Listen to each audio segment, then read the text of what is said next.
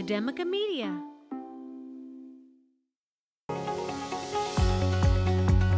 You are listening to Charter School Superstars, bringing you the voices of an education revolution. Welcome to the show, everybody. I'm Ryan Kairalla from Academica Media, and our guest this week on the program is the founder and executive director of Arizona Autism Charter Schools, Arizona's first and only charter network that specializes in serving neurodiverse children. In December, the network was named the grand prize winner of the 2022 Yass Prize, a $1 million award that will be used to help the organization move toward its goal of opening an autism-focused charter school in every major city in America.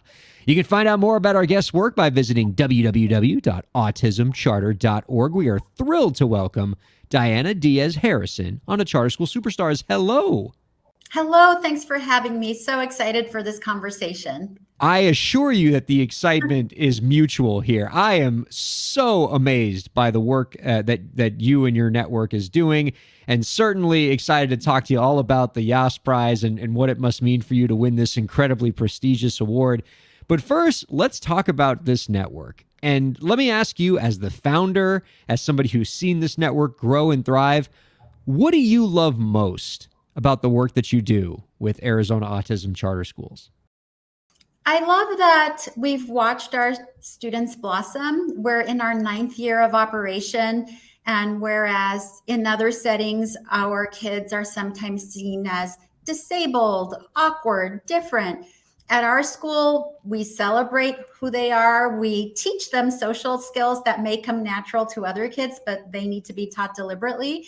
And the kids are so happy and comfortable in an environment that's geared especially for them, and where they have peers that are also neurodiverse, so that they feel like they have a sense of belonging, pride in their neurodiversity, cultural diversity, and the whole works. And really, they know that they are loved. They know that they were chosen for their neurodiversity to be at a school. And it's not like they're at this program off to the side that's the special needs program. So I think it's an evolution of how we see neurodiverse people, what they can learn and contribute to society.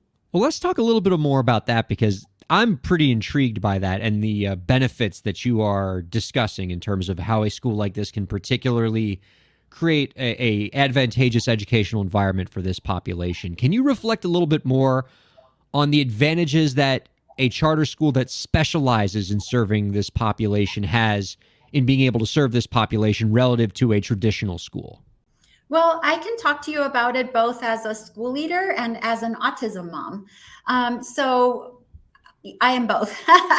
And we set up the environment to be the most optimal for children who have this way of learning. So class sizes are very small. So for example, we might have 9 or 10 kiddos in a class and a lead teacher and 2 support staff in the room, because their environment has to be very small group, personalized, yet they need to have enough peers to work on group collaboration and projects. So the whole setup is intentionally created with what is most optimal for them. You know, whereas some neurotypical kids might thrive in a classroom of 25 or 30 kids, and they have a lot of peers, and, you know, they don't mind the hustle and bustle. Our kids are a little bit more sensitive, and they have sensory differences, sensory processing differences, and that might be too much for them. So we keep the environment smaller, keep the student to staff ratio small, and we have embedded positive behavior strategies that are just part of the way we run the classroom, because we understand what makes our kids thrive and what is more challenging for the kids. So you're really just completely reconceptualizing the school from the foundation, right? It's not just about changing the curriculum and instruction. It's not just about altering the student-teacher ratio, as you identify, but even just the way the schools are built and making sure that they're in an environment that caters to the sensory needs of the students. All of that has to be considered in a school like yours.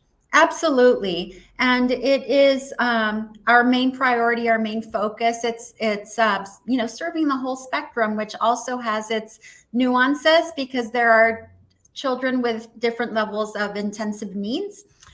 So we group our students by abilities and needs. We're always doing data-driven instruction to make sure they're making progress. We help the kids take ownership of their growth data so they can have pride in what they're able to learn and do. And we have them demonstrate what they can do with project-based learning that they can share with their parents, their family, their community, just to change that narrative about students with autism, not being able to do X, Y, and Z.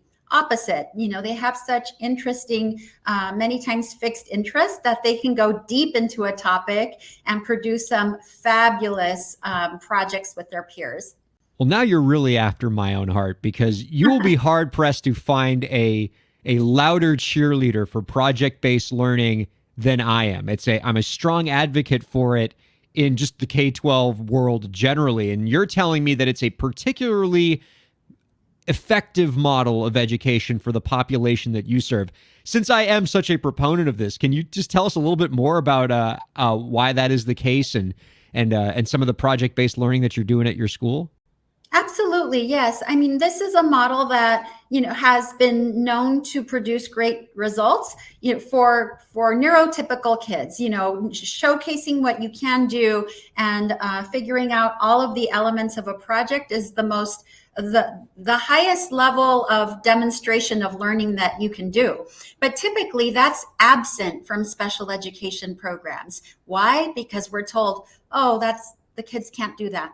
That's too much for the kids. We have to worry about the basics for these kids. Yes and no. Our kids are known. I mean, this is a little bit of a cliche, but there's always some truth to cliches, where children on the spectrum have particular interest in a topic, and it could be the most random thing. We have, for example, a kid in our school who can walk through a parking lot and memorize all the license plates. So, pretty cool. that is pretty cool. It really shows their intelligence in photographic memory. And in particular, he's very interested in license plates and, what state they're from and what is the state symbol, all of that. We turned that into a project. So then we got him to learn other skills to be able to present on his license plate project. And then that became a higher order learning opportunity for him. And he could take his fixed interest and turn it into something even more special. So it's very fascinating to let the children be who they are, but also give them the foundational skills to do something productive with it. That's marvelous. I love hearing stories like that. Anytime you bring a PBL success story onto this program, you're going to make me smile. Now, Diana, you spoke a little earlier about being an autism mom, and I am curious, and I'm sure you've spoken to this in the past, but is your child one of the motivators you had in developing this network? Absolutely. I was very sad and disappointed when I was looking for a school for him. Here in Arizona, we have fabulous early intervention services that really got my child learning and responding and kind of built up his learning to learn skills. But then when he became school age, they weren't doing the same thing in public school. We tried private school. That was super expensive. And I just thought there needed to be a better way. There should be an exceptional program that's geared toward this growing population because, statistics tell us that 1 in 40 children are on the spectrum, yet the educational models are really outdated and more focused on what the kids cannot do more so than building on their strengths. So I was really determined to find something better. And then when I couldn't find anything that really matched the vision, I looked to other states, and I learned that in Florida, there was a really great school, the South Florida Autism Charter School. So I decided I would be the one in Arizona to make that happen. Wow. That's the kind of parent empowerment that really just fulfills the promise of what the charter movement was always, presented to be. That is an amazing story, and it's culminated, I think, to where we are now. Where just a few months ago, your network was named the grand prize winner of the 2022 Yass Prize. You received a $1 million award that you're going to use to move towards your goal of taking this amazing model that you have in Arizona and replicating it throughout the country, building these autism-focused charter schools in major cities throughout America. Tell us about what it's like to win this amazing prize and what it's meant for you and your organization. I was blown away. I am really grateful that the Yass Prize team, they, had judging panels, including from Academica and major players in the education community, were able to hear my story. It resonated with them. They saw that not only are we catering to a special population, we're just catering to excellence. We're showing what's possible for all kids by investing in the programming and making the kids first. Student-centered learning is what it's all about, which really is how we should move all of education. So I was blown away that my story was being heard, and the team was excited about it. I was aiming to, try to make it to the finals. We're kind of a niche model. So I thought that's probably my best shot. But no, we were able to go all the way and take the top prize. And I am thrilled that this is going to facilitate us partnering with others, other parents and other professionals, other therapists that work with children with autism, so that everybody can access this type of school in their own city. We have families who have moved from over 30 states to access our school. And while we're flattered by that, we don't think that that should be the case. People shouldn't have to uproot their life to find a good school for their kids. Schools like ours should be available everywhere. Now, talk a little bit about the role that this accelerator you're developing is going to play in fulfilling this promise and building these autism-focused charter schools everywhere so that people don't have to come to Arizona, if they're not from Arizona, to get this education that they deserve. What are the plans there? I mean, I love accelerators in any context, so this sounds pretty exciting. Yes. So the National Accelerator of Autism Charter Schools is the entity that will be doing this national work. And as you can imagine, there are many parents that are in the same position that I was. And, they really looked for options, and there's nothing of a high quality in their city or state. And so they're ready to do this, but we don't want them to have to reinvent the wheel. Navigating the charter compliance and SPED compliance world is very difficult. So we've developed trainings, resources. We offer residencies at both my school in Arizona and at the South Florida Autism Charter School, who I am now partnered with.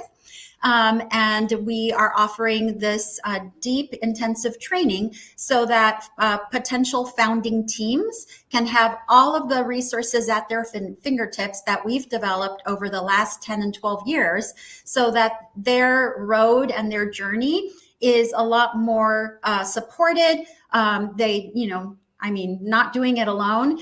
This is a nascent movement that's just going to accelerate. And we're there as, the trailblazers to support.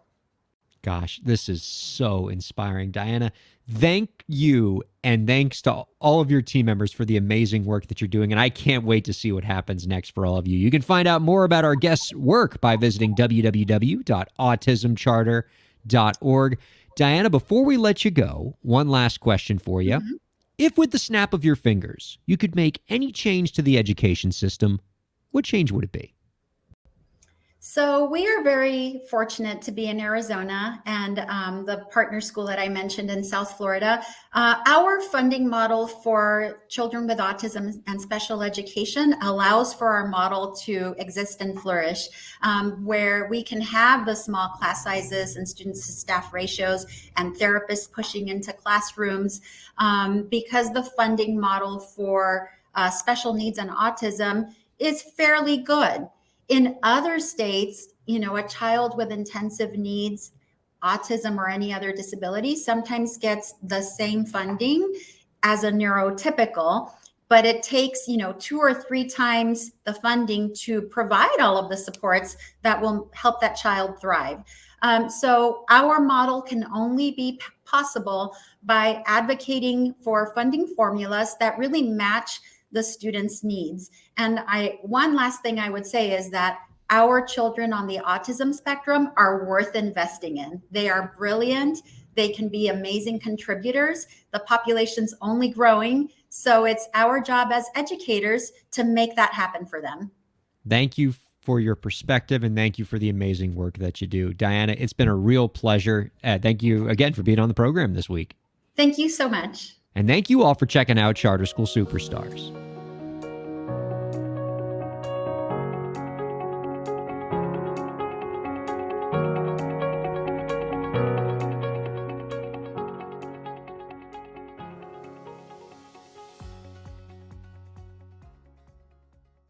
The views expressed on the preceding program have been those of the hosts and guests and do not necessarily reflect the views of Academica, its clients, staff, affiliates, or advertisers.